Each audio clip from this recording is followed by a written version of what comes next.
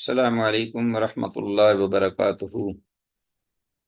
وعلیکم السلام ورحمۃ اللہ وبرکاتہ شیخ۔ مرحبا بعودتکم ایها الطلاب الكرام الى درس الحدیث من جدید، فحیاکم اللہ تعالی وجزاکم اللہ احسن الجزاء فی الدنیا والآخرہ، داعین اللہ جل جلالہ ان یبارک لنا فی هذه العلوم وان یسهل علینا هذه الدروس۔ رب زدنی علما، رب اشرح لی صدری ویسر لی امری واحلل عقدۃ من لسانی یفقہوا قولی۔ رب یسر ولا تعسر واتمم بالخیر، رب سهل ویسر ولا تعسر علینا یا میسر کل عسیر۔ اللهم انا نسألك علما نافعا وعملا متقبلا ورزقا طیبا۔ اللهم انا نعوذ بك من علم لا ينفعنا، اللهم انفعنا بما علمتنا وعلمنا ما ينفعنا وزدنا علما۔ رب اغفر وارحم وانت خیر الراحمین۔ عزیز طلباء، بعد هذه الأدعية الموثورة بتوفيق الله تعالى، نرحب بمجيئكم وبعودتكم إلى درس الحديث من جديد۔ عزیز طلباء، الحمدللہ اللہ کی توفیق سے مشکوٰۃ المصابیح کے دروس کا یہ ایپیسوڈ نمبر 53، یعنی سبق نمبر 53، اور حدیث ہمارے پاس زیر مطالعہ ہے 3369 سے 3376 تک۔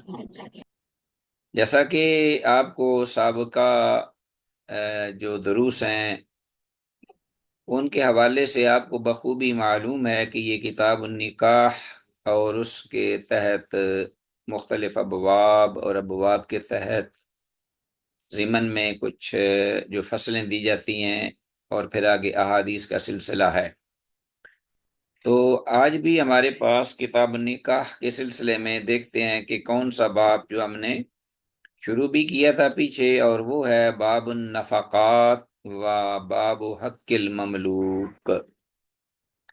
نفقات اور جو غلام یا گھر کے ملازمین یا خدام ہیں ان کے حق حقوق کے بارے میں، اور پھر ان پر خرچ کرنے کے سلسلے میں یہ احادیث تھیں، جن میں ہمارے پاس آج کی پہلی حدیث 3369 وعن ابی ذر، ابو ذر غفاری رضی اللہ تعالیٰ عنہ سے یہ روایت مروی ہے۔ قال، وہ کہتے ہیں، قال رسول اللہ، کہ رسول اللہ صلی اللہ علیہ وسلم نے ارشاد فرمایا، من لا امکم من مملوککم، من لا اما یلائم، اس کا معنی ہوتا ہے جو تمہارا تعاون کرے، جو تمہاری مدد یعنی تعاون کرے، جی معاونت کرے، من مملوکیکم، تمہارے خدام میں سے یا غلاموں میں سے، جو تمہارا مطلب یہ کہ صرف نہ کہ وہ آپ کی خدمت کرے، یا بلکہ معاونت کرے، دل سے مدد کرے، تعاون کرے، مشکل میں، مصائب میں، کڑے وقتوں میں۔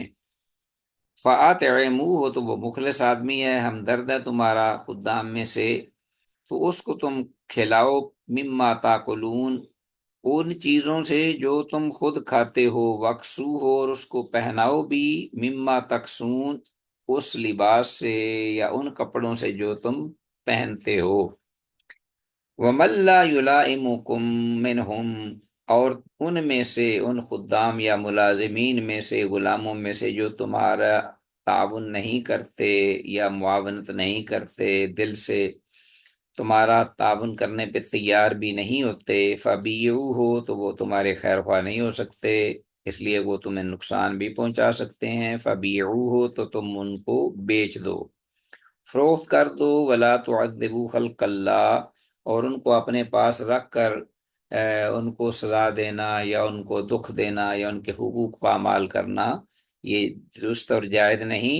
وَلَا تُعَذِّبُوا، اور تم مت ان کو سزا یا عذاب میں گرفتار کرو، یعنی یا تم مت عذاب دو، خلق اللہ، اللہ کی مخلوق کو۔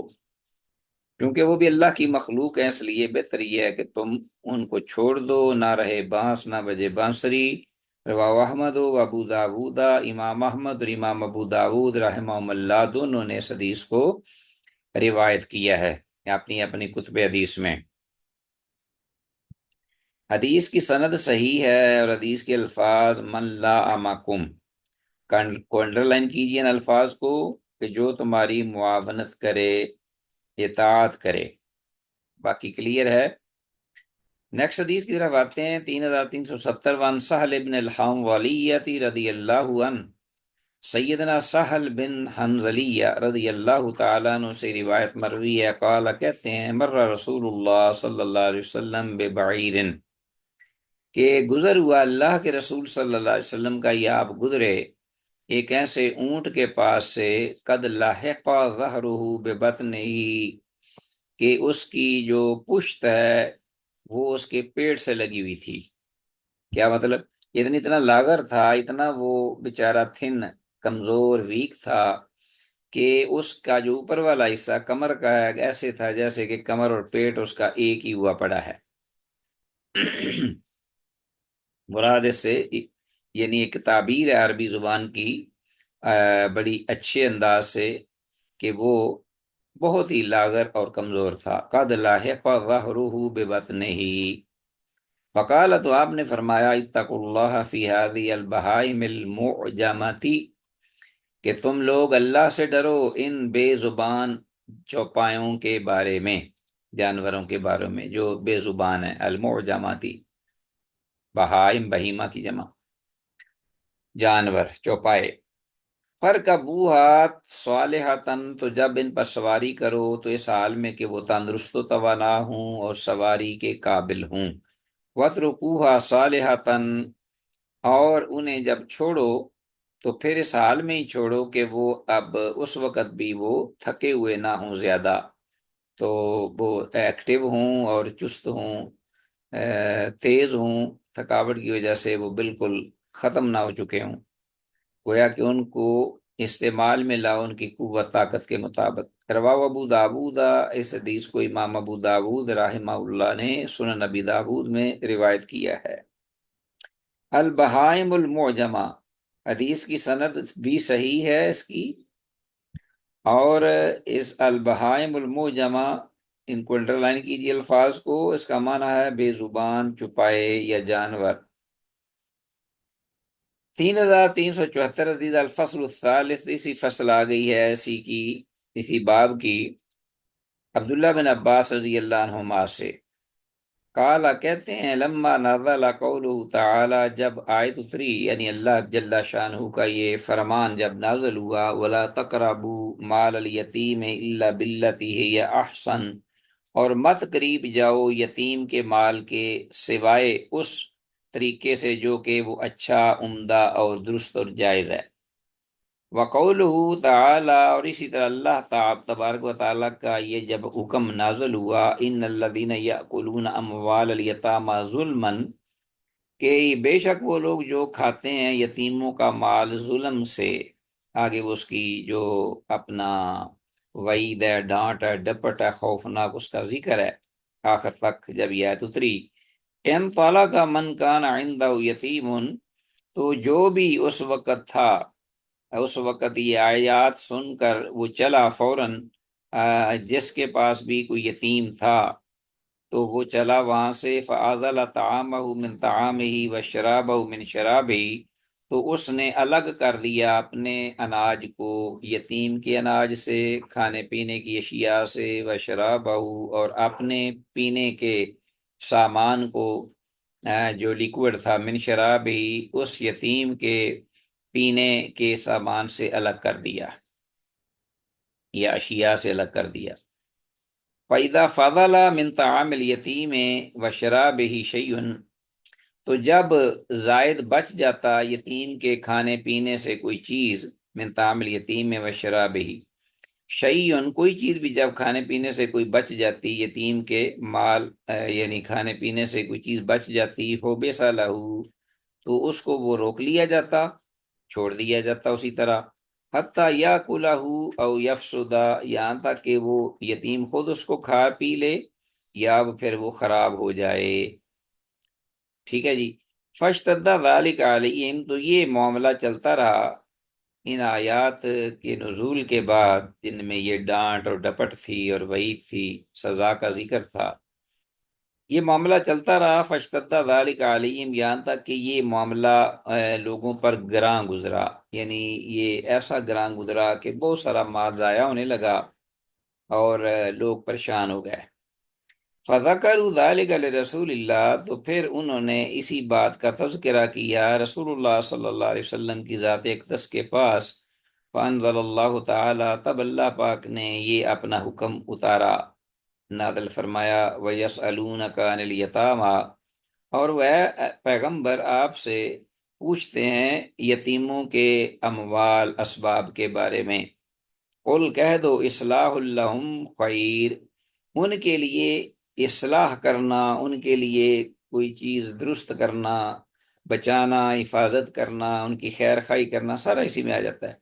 بہت ہی بہتر اور خیر و برکت کا یہ عمل ہے۔ وَإِن تُخَالِطُوهُمْ، اور اگر تم ان کے ساتھ اپنے مال کے ساتھ، ان کے مال کے ساتھ اپنا مال یا اناج یا کوئی اور اشیاء ملا لیتے ہو، فَإِخْوَانُكُمْ، تو وہ تمہارے بھائی ہیں۔ گویا کہ فَخَلَطُوا، اس آیت مبارکہ کے اترنے پر انہوں نے ملانا شروع کر دیا طعامہم، اپنے کھانے کی اشیاء کو، اناج کو، بطعامہم وشرابہم وشرابہم، ان کے کھانے یعنی یتیموں کے کھانے پینے کی چیزوں کے ساتھ، اور اپنے پینے کے سامان کو ان کے پینے کے سامان یا اشیاء کے ساتھ پھر صحابہ نے ملا جلا کر رکھنا شروع کر دیا اور استعمال کرنا شروع کر دیا۔ رواه ابو داود و النسائی، اس حدیث کو امام ابو داود اور امام نسائی رحمہم اللہ دونوں نے اپنی اپنی کتب حدیث میں روایت کیا ہے۔ 3371۔ تو حدیث کی سند عزیز طلباء ضعیف ہے، سند میں عطا بن الصائب کا معاملہ جو ہے وہ مختلط ہے۔ یہ معاملہ خلطملط ہو گیا تھا ان کا، عطا بن الصائب کا، تو اس لیے حدیث کی سند ان کے موجودگی کی بنا پر یہ ضعیف ہے، صحیح نہیں ہے، محدثین کے معیار پر، صحت کے معیار پر صحیح نہیں اترتی۔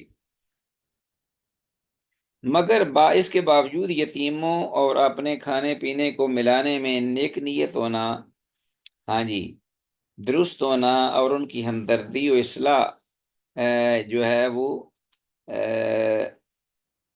ضروری ہے کہ اللہ تعالیٰ علیم بذات الصدور ہے، اللہ پاک سینوں کے بید جو ہے وہ جانتا ہے، اس لیے ان کے لیے دلی طور پہ خیر خواہ ہونا یہ از بس کی ضروری ہے، باقی کوئی معاملہ نہیں ہے مشکل کا۔ حدیث کا جو مفہوم ہے ضعف کے باوجود ہم اس کے اندر ہمارے لیے رہنمائی ہے۔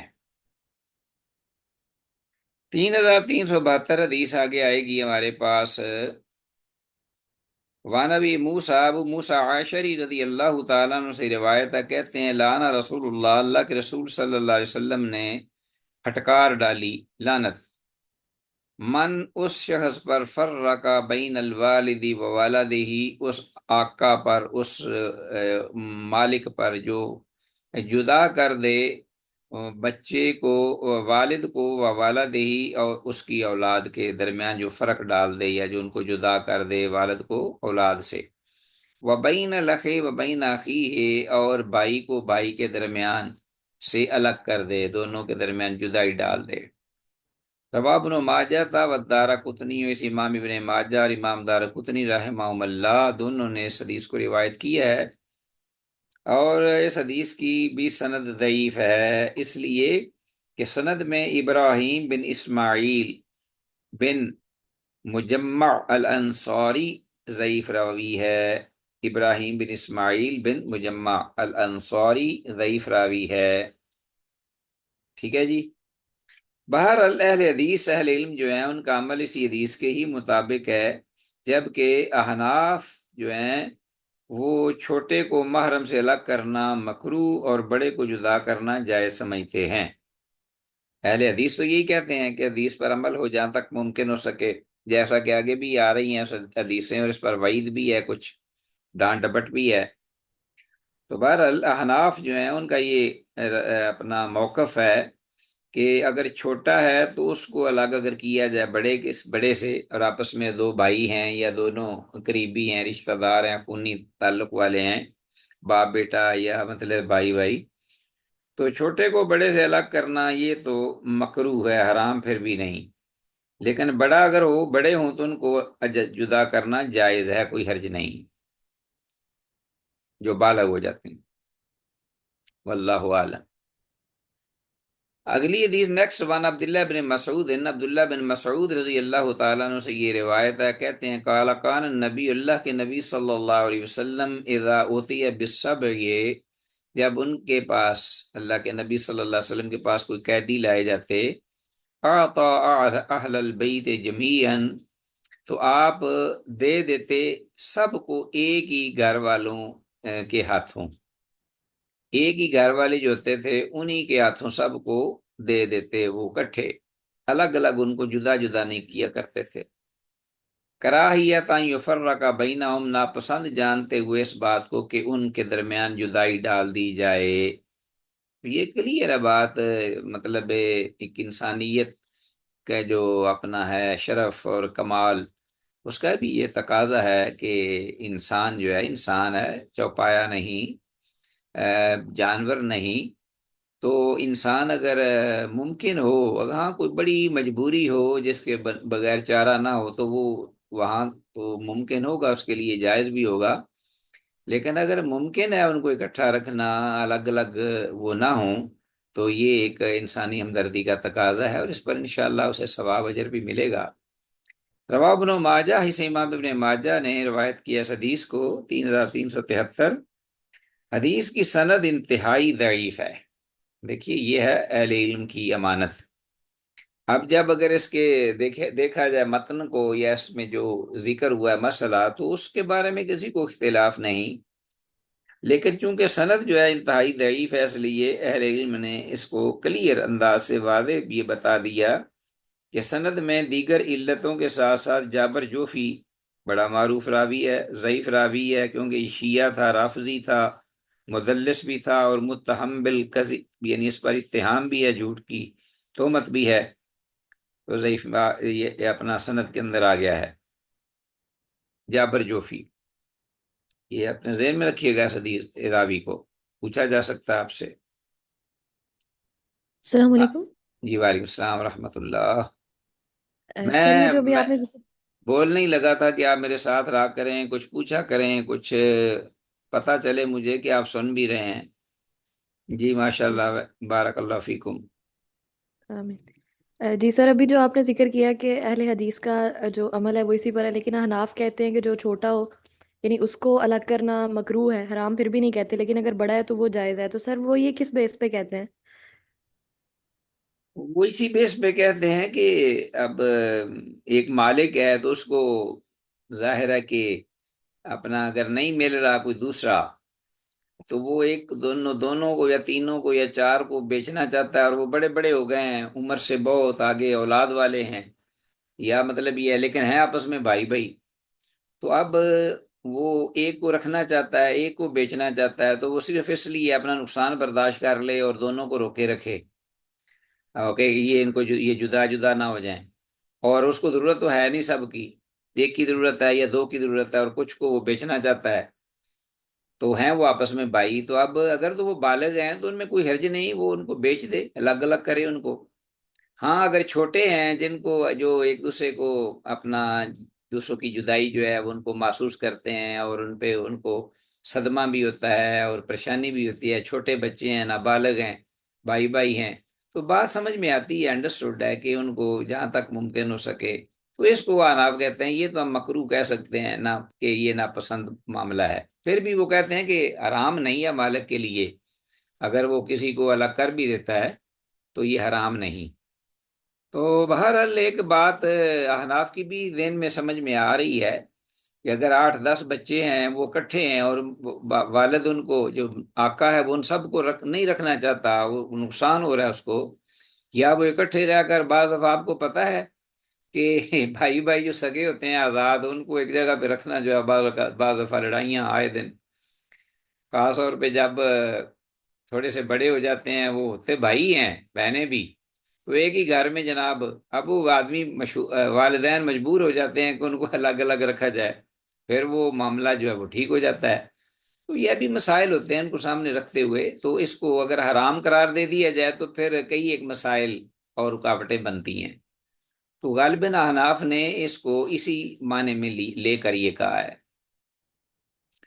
تو اہل حدیث کا موقف بھی ٹھیک ہے، وہ کہتے ہیں کہ اگر ممکن ہو، محسوس ہو رہا ہو کہ یہ اکٹھے ایک جگہ پہ چلے جائیں، تو یہ ایک اچھائی کا، بھلائی کا عنصر ہے، ہمدردی کا ایک پہلو ہے، یہ بھی بات سمجھ میں آتی ہے۔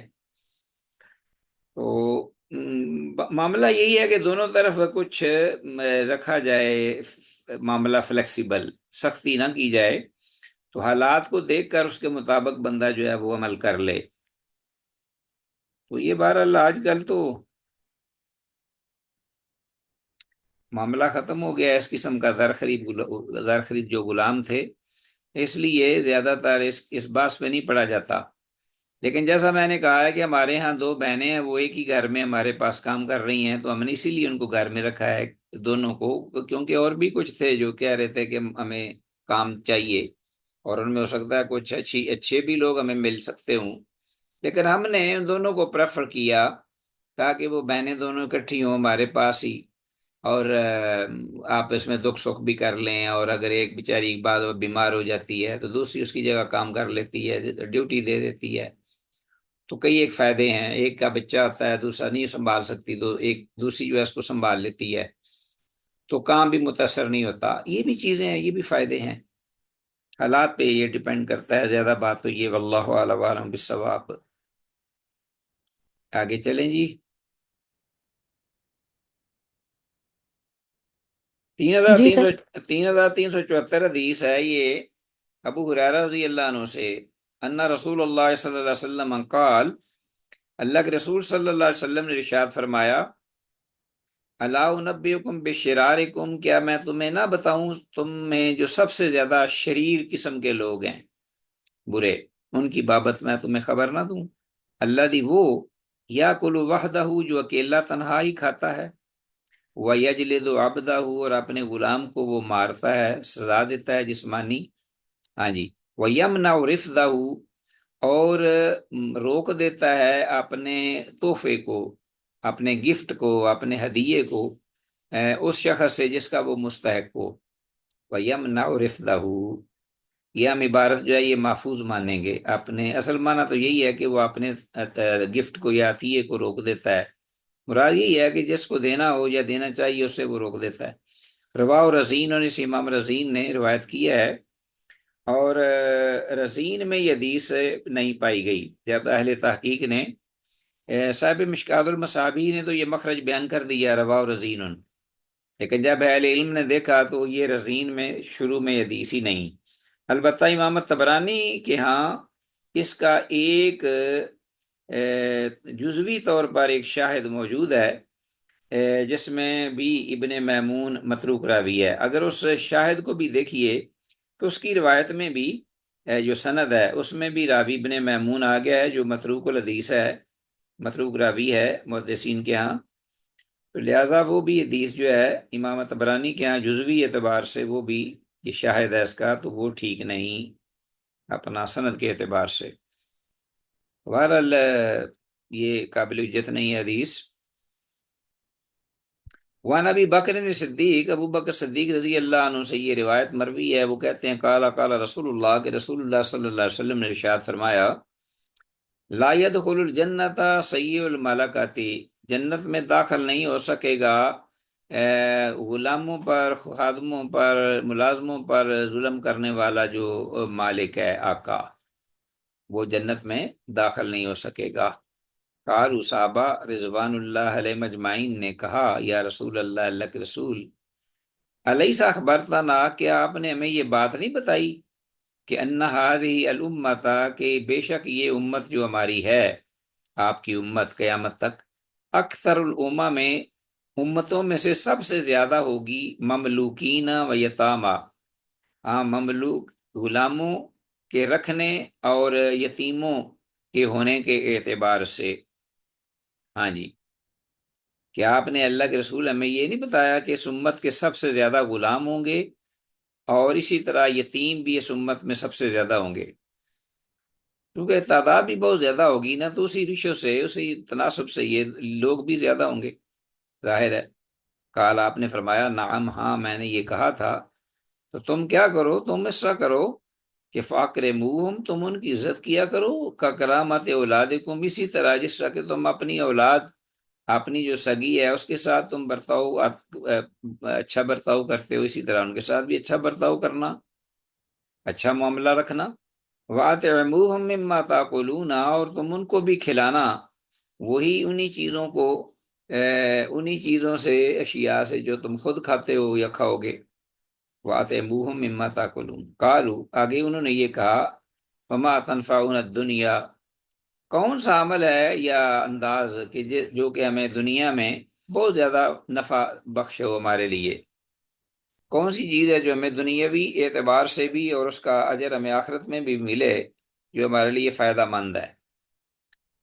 قال، آپ نے فرمایا، فرسن، ایسا گھوڑا، ترتبطہ، جس کو تم باندھ لو، جس گھوڑے کو تم باندھ لو، اپنے پاس رکھو، باندھنے سے مراد ہے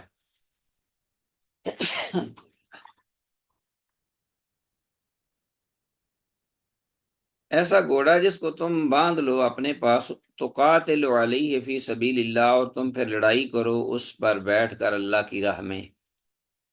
ٹھیک ہے جی، جسے تو تیار کرے، باندھے اپنے گھوڑے کو، اور پھر قتال کرے اس پر، اس کی پشت پر بیٹھ کر اللہ کی راہ میں۔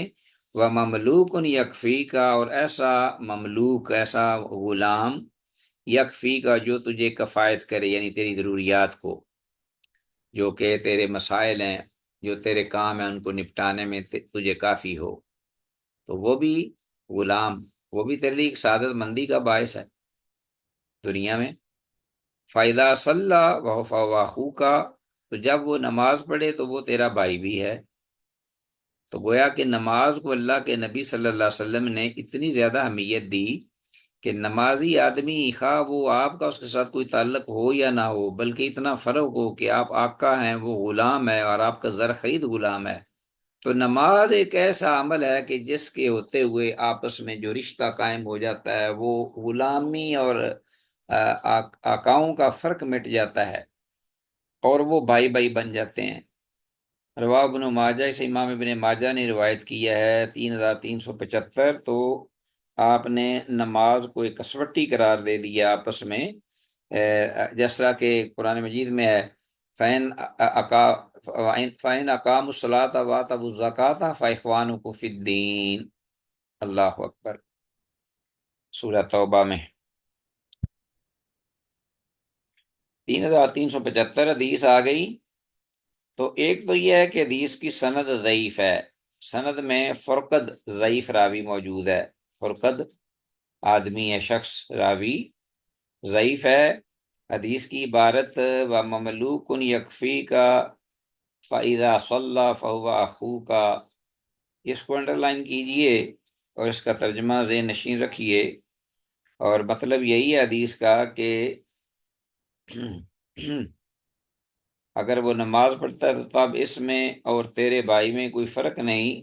ان احادیث کے بعد دین اسلام پر طعن کرنا مخالفین کی محض دین اسلام سے نادانی اور جہالت ہے، اور حقیقت میں کیا ہے، کیا کہ ایک لاوارث شخص کی پرورش کرنا اور اسے اپنی فرزندی میں لے لینا۔ جی جی، اللہ اکبر۔ مملوک یکفی کا فَإِذَا صَلَّى فَهُوَ أَخُوكَ، اس میں یہ بھی اشارہ ہے کہ کسی شخص کو اپنی فرزند، کسی بچے کو لے لینا، اڈاپٹ کر لینا، اس کو تعلیم و تربیت دینا، اور پھر اس کو مطلب سکھلانا، پڑھانا، یہاں تک کہ وہ دینی شاعر کا وہ پابند ہو جائے، تو یہ سراسر اس کے لیے ایک صدقہ جاریہ بھی ہوگا، اور اپنا اگر غلام ہو تو پھر اور زیادہ اس کے لیے وہ باعث رحمت ہوگا، دنیاوی اعتبار سے بھی اور اخروی اعتبار سے بھی۔ جی، آگے جی ہمارے پاس حدیث آ گئی ہے 3376 حدیث. ایک حدیث ہم پڑھ لیں گے اور نئے باب میں سے بھی پڑھ لیں گے. کتاب النکاح کے چیپٹر میں ایک اور ہمارے پاس باب آگے ماشاء اللہ. باب بلوغ الصغیر و حضانتہ فی الصغر. ہاں جی، چھوٹے بچے کی بلوغت کی عمر کی کہ چھوٹا بچہ جو ہے وہ کب، باب بلوغ الصغیر، کب وہ بالغ متصور ہوگا شریعت کی نگاہ میں. وحضانت فی الصغر، اور اس کے بچپنے میں اس کی جو حضانت یعنی اس کی دیکھ بھال، اس کی پرورش، اس کی نگرانی، اس بارے میں. الفصل الاول، پہلی فصل ہے، یہ ہم پڑھیں گے ایک حدیث، اس کے بعد انشاءاللہ آئندہ کل پڑھیں گے. 3376 ابن عمر، عبداللہ بن عمر رضی اللہ عنہما سے یہ روایت ہے. قال، آپ کہتے ہیں آپ نے فرمایا کہ انہوں نے اورثت علی رسول اللہ، عبداللہ بن عمر رضی اللہ عنہما جن سے یہ روایت ہے کہتے ہیں کہ رسول اللہ صلی اللہ علیہ وسلم پر پیش کیا گیا. اورثت، قال اورثت علی رسول اللہ، یا میں پیش کیا گیا. اورثت کون کہہ رہے ہیں؟ عبداللہ بن عمر. میں پیش کیا گیا اورثت علی رسول اللہ، رسول اللہ صلی اللہ علیہ وسلم پر، یعنی آپ کے پاس لایا گیا، یہ مراد ہے. عام احد، احد کے سال، یعنی جس سال غزوہ احد ہوئی، غالباً یہ سن 3 ہجری، عام احد، احد کے سال. وَأَنَا ابْنُ 14 سَنَةً، اس حال میں کہ میں تھا یعنی 14 سال کی عمر کا. وَأَنَا ابْنُ 14 سَنَةً، یعنی میری عمر 14 سال تھی. فَرَدَّنِي، تو آپ صلی اللہ علیہ وسلم نے مجھے واپس لوٹا دیا، مجھے پھیر دیا، واپس کر دیا. کس سے؟ جہاد میں شریک ہونے سے روک دیا. ثم عرضت علیہ، پھر ایک بار پھر مجھے پیش کیا گیا آپ کے سامنے، عام الخندق کے، خندق کے سال، یعنی غزوہ خندق کے سال ہوئی. وہ 5 ہجری کو ہوئی تھی، قریباً 2 سال بعد، یا 1 سال کے بعد، 1.5 سال، پونے 2 سال، 2 سال بعد. وَأَنَا ابْنُ 15 سَنَةً، تو میں اس وقت 15 سال کی عمر کا تھا. اس وقت میں کیا تھا؟ 14 سال کا، یعنی 14واں سال شروع ہو گیا تھا. اور خندق چونکہ 5 ہجری میں ہوئی، احد جو ہے وہ 3 ہجری میں ہوئی تھی، تو 1 سال کے بعد یعنی قریباً 1.25 یا 1.5 سال بعد مجھے دوبارہ جب پیش کیا گیا. وَأَنَا ابْنُ 15 سَنَةً، تو میں 15 برس کا ہو چکا تھا. فَأَجَازَنِي، تو آپ صلی اللہ علیہ وسلم نے مجھے اجازت دے دی غزوہ میں شرکت کی. فقال عمر بن عبدالعزیز، تو عمر بن عبدالعزیز رحمہ اللہ، انہوں نے یہ کہا، یہ حدیث سنی تو اس حدیث کی بابت انہوں نے یہ تبصرہ فرمایا کہ ھذا فرق ما بین المقاتلۃ والذریۃ، کہ یہ جو فرق آپ نے کیا اس حدیث سے جو معلوم ہوا، یہی فرق ہے ما بین المقاتلۃ، رائے حق میں یا جہاد میں لڑنے والی جو عمر ہے اس کے درمیان، وذریۃ، اور بچپنے کے درمیان، جو چھوٹے عمر کی، چھوٹے بچوں کی جو عمر ہے ذریت. چھوٹی عمر کے جو بچے ہیں ان کے درمیان، اور مقاتلہ رائے حق میں، یہ جہاد فی سبیل اللہ میں لڑنے والے یعنی بالغ جو ہیں، ان کی عمروں کے درمیان یہ فرق ایک کسوٹی ہے، متفق علیہ، جو آپ صلی اللہ علیہ وسلم نے بیان فرمایا. 3376 حدیث. تو ایک تو عربی اصطلاح عزیز طلبہ الحضانہ، یہ آیا ہے، یہ دیکھیے اوپر، وحضانتہ فی الصغر، بچپنے میں بچے کی نگرانی یا حضانت کا مطلب کہ کم سنی میں کسی بھی بچے کی پرورش کا انتظام و انصرام. ٹھیک ہے. اور حدیث میں الفاظ آدھا فرق ما بین المقاتلات و ذریات کو انڈرلائن کیجئے، یہی 15 سال کی عمر لڑنے والے جوانوں اور نابالغ بچوں میں فرق کرنے والی ہے. من جملہ فوائد میں سے عزیز طلباء ایک فائدہ یہ بھی ہے کہ امام نافع رحمہ اللہ کہتے ہیں کہ میں نے یہ حدیث حضرت عمر بن عبدالعزیز رحمہ اللہ سے ان کے پاس آ کر بیان کی، وہ ان دنوں خلیفہ تھے۔ یہ وضاحت ہے امام نافع کی۔ امام نافع کون ہے؟ عبداللہ بن عمر رضی اللہ عنہ کے شاگرد، جو امام مالک کے استاد بھی ہیں۔